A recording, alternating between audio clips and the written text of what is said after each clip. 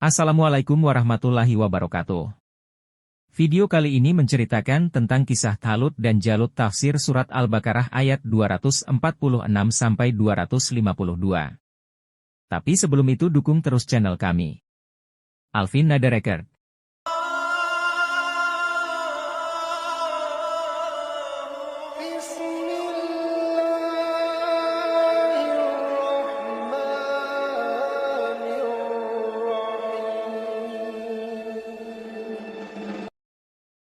Terima kasih. Apakah kamu tidak memperhatikan pemuka-pemuka Bani Israel sesudah Nabi Musa, yaitu ketika mereka berkata kepada seorang nabi mereka, "Angkatlah untuk kami seorang raja supaya kami berperang, di bawah pimpinannya, di jalan Allah." Nabi mereka menjawab, "Mungkin sekali jika kamu nanti diwajibkan berperang, kamu tidak akan berperang." Mereka menjawab, "Mengapa kami tidak mau berperang di jalan Allah, padahal sesungguhnya kami telah diusir dari anak-anak kami." Maka tatkala perang itu diwajibkan atas mereka, mereka pun berpaling, kecuali beberapa saja di antara mereka. Allah Maha mengetahui siapa orang-orang yang zalim. 246. Nabi mereka mengatakan kepada mereka, "Sesungguhnya Allah telah mengangkat Talut menjadi rajamu." Mereka menjawab, "Bagaimana Talut memerintah kami, padahal kami lebih berhak mengendalikan pemerintahan daripadanya, sedang dia pun tidak diberi kekayaan yang cukup banyak?" Nabi mereka berkata, "Sesungguhnya Allah telah memilih rajamu dan menganugerahinya ilmu yang luas dan tubuh yang perkasa. Allah memberikan kekuasaan kepada siapa yang dikehendakinya. Allah Maha Luas pemberiannya lagi Maha mengetahui." 247. Nabi mereka mengatakan kepada mereka, "Sesungguhnya tanda ia akan menjadi raja, ialah kembalinya tabut kepadamu, di dalamnya terdapat ketenangan dari Tuhanmu dan sisa dari peninggalan keluarga Musa dan keluarga Harun, tabut itu dibawa malaikat. Sesungguhnya pada yang demikian itu terdapat tanda bagimu, jika kamu orang yang beriman." 248. Ayat 246 ini merupakan kelanjutan dari penjelasan Allah mengenai kewajiban berjihad di jalan Allah. Baik jihad yang terkecil yakni salamatus sudur, tidak menjadikan siapapun orang di hadapan kita sebagai beban, dan begitu sebaliknya kehadiran kita bukan merupakan beban bagi orang lain, ataupun jihad yang terbesar yakni al-qital, berperang di jalan Allah dengan harta dan jiwa. Ayat-ayat tersebut memang bercerita dalam konteks kehidupan Bani Israel sepeninggal Musa, namun secara maknawi merupakan pengejawantahan nilai-nilai yang terkandung di dalamnya sesuai dengan perkembangan zaman termasuk untuk konteks kehidupan kini. Jihad pada masa Bani Israel tersebut merupakan perang, al-qital. Dalam ayat ini perang telah diwajibkan kepada Bani Israel. Namun, kewajiban berperang ini justru mereka tolak meskipun telah dipimpin oleh seorang pemimpin yang kuat dalam bidang ilmu pengetahuan dan fisik. Kalimat IBATS lana malikan nukatil F sabilillah yang artinya, "Angkatlah untuk kami seorang raja supaya kami berperang, di bawah pimpinannya, di jalan Allah." Menjadi indikasi bahwa dalam berjihad di jalan Allah mereka meminta syarat harus ada pemimpin yang mereka kehendaki. Ketika pada ayat sebelumnya ditegaskan bahwa berjihad di jalan Allah harus dilandasi dengan keikhlasan, ayat ini menunjukkan keengganan Bani Israel untuk berjihad secara ikhlas. Hal ini memberi pelajaran kepada kita bahwa berjihad di jalan Allah merupakan kewajiban agama sehingga tanpa syarat apapun tetap harus dilaksanakan karena merupakan tradisi dari para nabi untuk menegakkan kebenaran.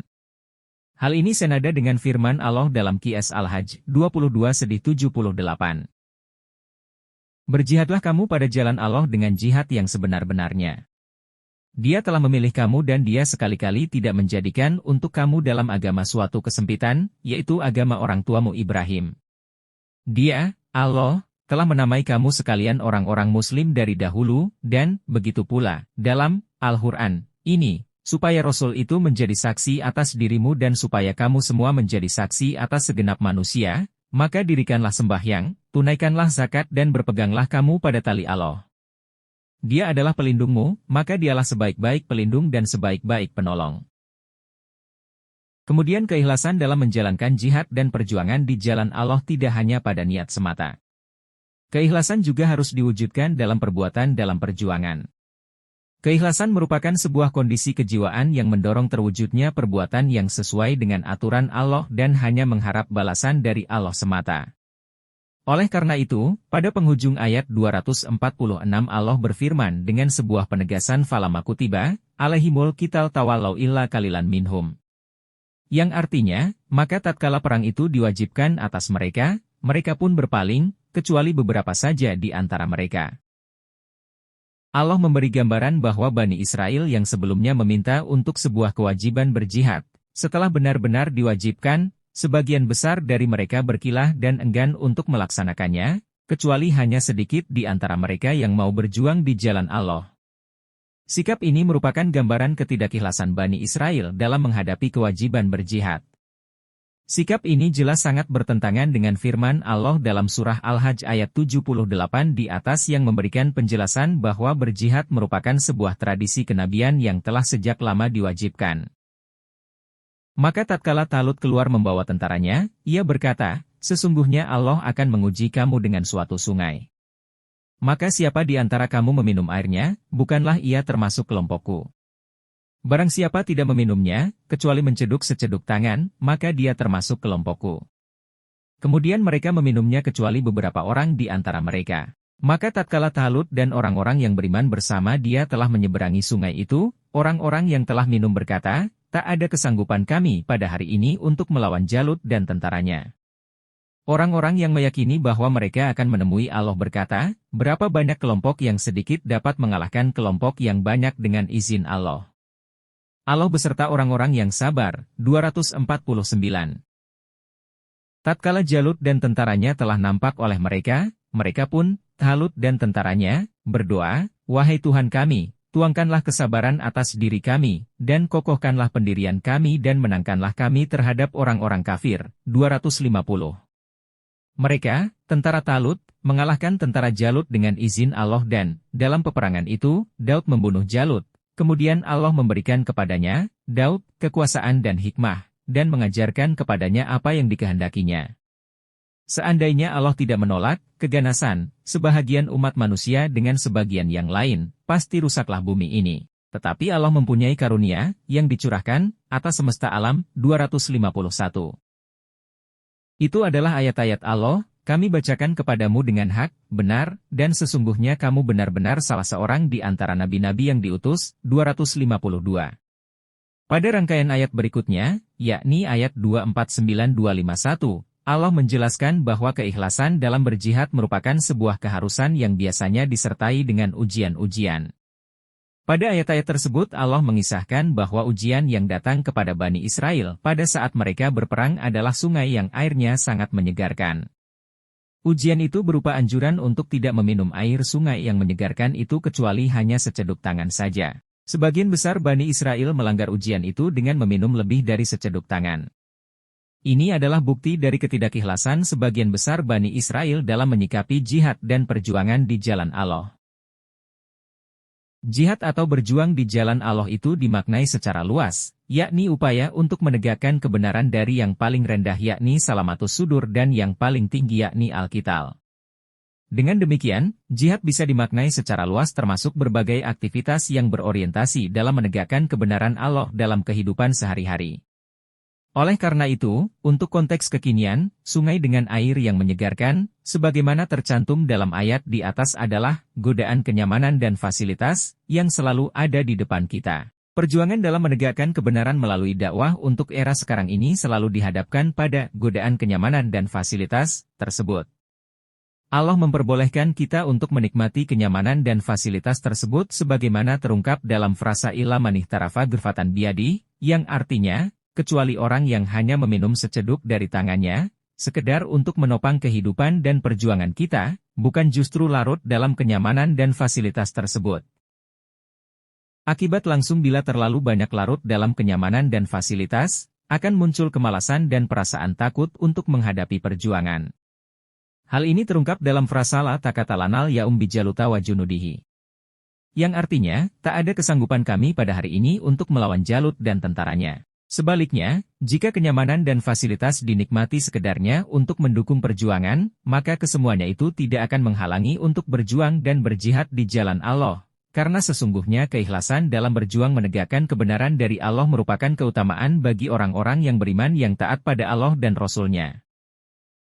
Hal ini terungkap dalam firman-Nya Kamin fitin kalilatin galabat fiatan katsiratan bi'idznallahi. Yang artinya, berapa banyak kelompok yang sedikit dapat mengalahkan kelompok yang banyak dengan izin Allah. Penggalan kalimat dalam firman Allah ini bermakna bahwa orang-orang yang tahan uji dengan kenyamanan dan fasilitas akan sanggup menghadapi tantangan perjuangan dengan penuh keyakinan bahwa kemenangan itu ada di hadapannya dengan dilandasi sebuah keikhlasan dan kesadaran ketauhidan, bi'iznillah, dengan izin Allah. Dalam bahasa Inggris, keikhlasan diterjemahkan dengan sincerity. Kata sincerity merupakan turunan dari kata Latin sincerus yang arti asalnya adalah bersih, apa adanya. Ini dapat dimaknai bahwa keikhlasan merupakan sebuah kesadaran manusia untuk melakukan sesuatu yang tidak hanya berharap pada hasil perbuatannya, namun mengharapkan sebuah capaian ideal, dan tidak terjebak pada harapan akan mendapat imbalan berupa materi semata atas perbuatannya tersebut. Dengan demikian, perilaku yang didasarkan pada keikhlasan adalah perilaku yang diorientasikan pada keutuhan dan kesatuan antara suara hati dengan perasaan dan harapan hanya dari Allah, tanpa berharap imbalan atau keuntungan yang sifatnya sesaat dan material saja. Lionel Trilling, Sincerity and Authenticity. Cambridge, Massachusetts, Harvard University Press, 1971, HLM 12. Kalimat dalam firman Allah min fitin kalilatin galabat fiatan katsiratan bi'idznillahi. Yang artinya, berapa banyak kelompok yang sedikit dapat mengalahkan kelompok yang banyak dengan izin Allah, juga mempunyai makna sosial yakni sebagai sebuah upaya peneguhan identitas. Maksud dari upaya peneguhan identitas adalah bahwa sebuah komunitas atau kelompok sosial dalam masyarakat, baik berupa sebuah organisasi kemasyarakatan ataupun organisasi dakwah keagamaan, untuk dapat mewujudkan tujuan-tujuannya, harus didukung oleh peran dan status kelembagaan tersebut. Dengan mempunyai peran dan status yang jelas, maka fungsi-fungsi sosial kelembagaan dapat berfungsi secara baik. Fungsi-fungsi sosial itu berjalan dengan baik karena adanya trust, kepercayaan.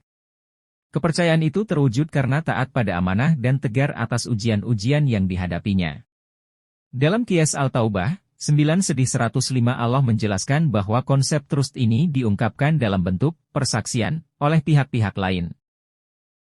Katakanlah, bekerjalah kamu, maka Allah dan Rasul-Nya serta orang-orang mukmin akan melihat pekerjaanmu itu, dan kamu akan dikembalikan kepada Allah, yang mengetahui akan yang gaib dan yang nyata, lalu diberitakannya kepada kamu apa yang telah kamu kerjakan. Berangkat dari ayat di atas dapat diambil pelajaran bahwa trust terbentuk dari unsur internal dan eksternal.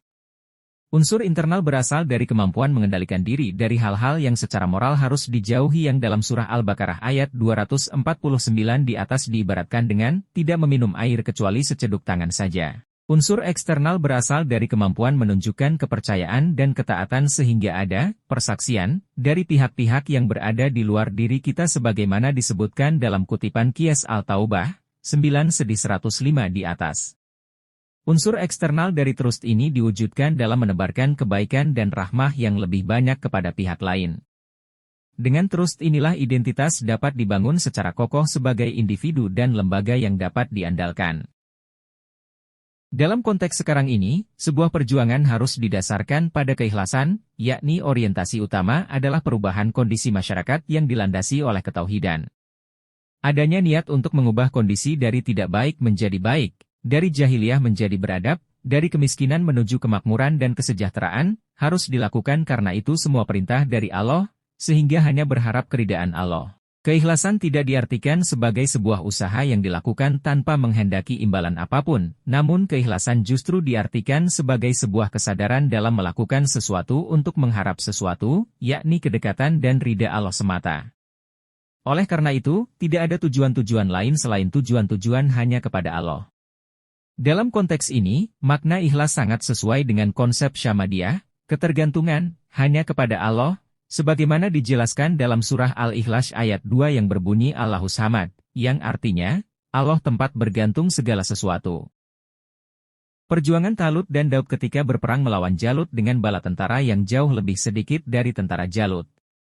Keikhlasan mereka tertuang dalam sebuah kepasrahan kepada Allah dalam doa mereka yang tercantum dalam ayat 250, Rabbana Afrik, alaina syabran wasabit akdamana wansyurna, alal kaumil kafirin, yang artinya, wahai Tuhan kami, tuangkanlah kesabaran atas diri kami, dan kokohkanlah pendirian kami dan menangkanlah kami terhadap orang-orang kafir. Kepasrahan dan rasa bergantung kepada Allah ini merupakan bentuk keikhlasan dalam perjuangan, sehingga keridaan Allah mengantarkan pada keuntungan dan imbalan berupa kemenangan bagi Talut, Daud dan bala tentaranya. Hal ini diungkapkan dalam firman-Nya pada ayat 251, Fahazamuhum bi'idznillahi wa qatala Daudu Jaluta, yang artinya, mereka, tentara Talut, mengalahkan tentara Jalut dengan izin Allah dan, dalam peperangan itu, Daud membunuh Jalut. Dengan demikian, perjuangan dan jihad di jalan Allah harus didasarkan pada ketauhidan sebagai landasan keikhlasan dengan hanya mengharap keridaan Allah. Di samping itu, dalam berjuang juga harus didasarkan pada sebuah manajemen yang baik. Salah satu prinsip manajemen yang baik adalah tampilnya pemimpin dan kader-kader yang kuat. Para kader itu harus bersedia berjuang seirama dengan visi dan misi pimpinan yang menjadi top manajemen dalam perjuangan. Pola perjuangan yang tertata dengan manajemen yang baik merupakan sebuah solusi untuk mengeluarkan umat dan bangsa dari keterpurukan. Kemiskinan, kebodohan dan permusuhan adalah akibat dari keterpurukan umat dan bangsa. Oleh karena itu, perjuangan dengan dasar ketauhidan dan keikhlasan merupakan salah satu cara Allah melalui manusia untuk melindungi keganasan manusia lain yang secara sengaja membuat umat dan bangsa menjadi terpuruk dalam semua lini kehidupan. Hal ini dinyatakan oleh Allah pada penghujung ayat 251 ini, walau la daf'ullahi nasa badlahum bi'ibadlin lafasadatil ardu walakinnallaha dzu fadlin, alal, alamin. Yang artinya, seandainya Allah tidak menolak keganasan sebahagian umat manusia dengan sebagian yang lain, pasti rusaklah bumi ini. Perjuangan yang terorganisir dengan baik telah dicontohkan oleh Rasulullah Shallallahu Alaihi Wasallam sehingga beliau telah memberikan contoh-contoh terbaik dalam pengorganisasian perjuangan dan jihad sebagaimana para nabi-nabi terdahulu. Dengan demikian ayat 252 merupakan penekanan bahwa peristiwa perjuangan Talut melawan Jalut dan kiprah Daud merupakan bagian yang tak terpisahkan dari kesatuan risalah kenabian, termasuk di dalamnya Rasulullah Shallallahu Alaihi Wasallam. Hal ini tergambarkan dalam ungkapan firman Allah di penghujung ayat 252 yang berbunyi, Wa innaka laminal mursalin, yang artinya, sesungguhnya kamu benar-benar salah seorang di antara nabi-nabi yang diutus. Penggalan ayat ini memberi penegasan bahwa fungsi Rasulullah adalah penebar kebaikan dan rahmat dalam hal peneguhan identitas, pengelolaan manajemen, dan penjaga keutuhan kemanusiaan dari kebangkrutan peradaban sebagaimana misi para Rasul yang telah mendahului beliau. Konsep kepemimpinan yang baik dan penjelasan mengenai manajemen yang berkualitas merupakan satu kesatuan ajaran dari para nabi, dalam konteks ini adalah kisah Talut, Jalut, dan Daud. Awal ayat 247 yang bunyi ayat innalahakat ba'at salakum taluta malika. Yang artinya, sesungguhnya Allah telah mengangkat Talut menjadi rajamu, memberi pelajaran bahwa dalam sebuah organisasi atau gerakan sosial harus ada kepemimpinan yang baik. Fungsi pemimpin bukan hanya sebagai pengendali dari jalannya organisasi, tetapi juga menjadi figur dan sosok teladan bagi para kader dan pengikutnya. Menurut Christopher Moby dan Tim Finchley, pemimpin itu as agent of change, it is therefore highly pertinent to management development. Sebagai agen perubahan, dengan demikian sangat terkait dengan perkembangan manajemen, Christopher Moby dan Tim Finchley, Management and Leadership Development, London. Sage Publications Ltd, 2008, HLM. 13. Dengan demikian, pemimpin itu diukur dengan tinggi atau rendahnya kualitas, bukan dengan aspek materi atau keturunan semata. Hal ini terungkap dalam lanjutan firman Allah ayat 247 tersebut, Kalu anna yakunu lahul mulku, alaina wa nahnu ahaku biyal mulki minhu walam yuta saatun minal mali. Yang artinya, mereka menjawab, bagaimana Talut memerintah kami? Padahal kami lebih berhak mengendalikan pemerintahan daripadanya, sedang dia pun tidak diberi kekayaan yang cukup banyak. Ayat ini merupakan gambaran keengganan Bani Israel atas pemimpin yang bukan dari keturunannya dan tidak berharta, meskipun pemimpin tersebut berkualitas dalam hal ilmu dan kekuatan. Meskipun demikian, kualitas itu tetap mengacu pada koridor-koridor dari Allah, dan hal ini disebutkan oleh Allah dalam lanjutan ayat innalahashtafa, alaikum wa zadahu bastatan fil ilmi wal jism, yang artinya, sesungguhnya Allah telah memilih rajamu dan menganugerahinya ilmu yang luas dan tubuh yang perkasa, dan ini salah satu pilar keteladanan itu. Terkait dengan penjelasan di atas, Ayat 248 tersebut menggambarkan salah satu tugas kepemimpinan adalah memberikan kemakmuran, kenyamanan, dan ketentraman bagi yang dipimpin. Ayat tersebut berbunyi, wa qalulahum nabiyuhum inna ayata mulkihi an yatiyakumut tabutu fihi sakinatun mirabbikum. Yang artinya, Nabi mereka mengatakan kepada mereka, sesungguhnya tanda ia akan menjadi raja ialah kembalinya tabut kepadamu, di dalamnya terdapat ketenangan dari Tuhanmu. Dalam sejarahnya, tabut al-ahd, Aron Habrit seperti dikisahkan dalam kitab Perjanjian Lama 1 Samuel 3, dan seperti uraian dalam ayat di atas merupakan sebuah wadah berbentuk peti yang berisi kepingan batu, alwah, yang berisi 10 perintah Allah kepada Musa. Tradisi Bani Israel sangat menghormati tabut tersebut karena dinamika hidup mereka terpusat pada ajaran Musa, dan itu sumber ketenangan dan ketentraman mereka. Untuk konteks sekarang, terkait dengan ayat tersebut, seorang pemimpin harus mampu membawa tabut yang di dalamnya terdapat sakinah. Kata sakinah dalam ayat tersebut dimaknai sebagai ketenangan berdasarkan pemahaman dan pengetahuan. Al-Raghib Al-Ashfahani menyatakan bahwa kata sakinah merupakan suatu perlambang hati yang tenang karena adanya pengetahuan atau pemahaman yang diterimanya. Al-Raghib Al-Ishfahani, Mufradat Al-Faz Al-Hur'an, Beirut, Al-Dar Al-Ayamiyah, 1422H 2011 M, HLM. 162. Tabut dalam ayat tersebut, yang merupakan warisan Musa dan Harun, bisa dimaknai sebagai wahyu Allah yang jika dipegangi secara baik, akan mendatangkan ketenangan dan ketentraman. Wahyu Allah yang diturunkan kepada para nabi hanya satu, termasuk yang diturunkan kepada Musa, Harun, Isa, dan Rasulullah. Qiyas Al-Syura, 42:13. Mewujudkan suasana tentram dan tenang merupakan tugas para pemimpin yang selalu dalam koridor wahyu Allah. Ketentraman atau saknah dapat diperoleh dengan cara menjalankan ajaran-ajaran Allah yang diwahyukan kepada para nabi. Pola ini sesuai dengan pemikiran Al-Farabi sebagaimana dikemukakan. Saya akhiri, wassalamualaikum warahmatullahi wabarakatuh.